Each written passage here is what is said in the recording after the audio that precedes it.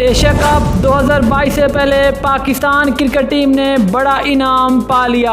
बाबर आजम की कप्तानी में पाकिस्तान क्रिकेट टीम सबसे आगे निकल गई। बाबर आजम की कप्तानी में पाकिस्तान ने ऑस्ट्रेलिया, भारत और अफ्रीका जैसी बड़ी बड़ी टीमों को पीछे छोड़ दिया है।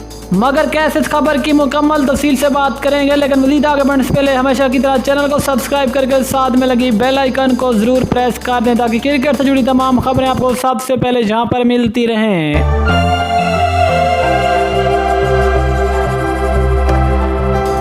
अस्सलामुअलैकुम, वेलकम टू सैन स्पोर्ट्स। दोस्तों, आपको तफसील से कहा करते चलें कि बाबर आजम की कप्तानी में पाकिस्तान पिछले एक साल में T20 की कामयाब तरीन टीम बन गई।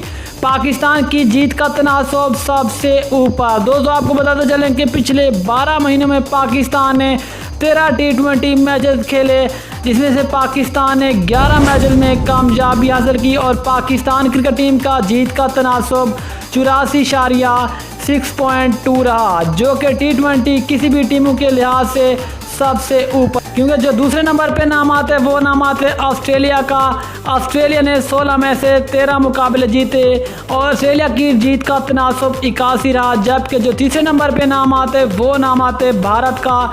भारत ने 28 में से 22 मुकाबले जीते और भारत की जीत का तनासब 78 रहा। लेकिन पाकिस्तान का जो जीत का तनासब था वो सबसे ज़्यादा था और पाकिस्तान ने हालांकि मैचेस तो कम खेले, लेकिन पाकिस्तान ने मुकाबले ज़्यादा जीते। इस वजह से अदाद शुमार के लिहाज से पाकिस्तान पिछले एक साल में T20 की कामयाब तरीन टीम बन गई।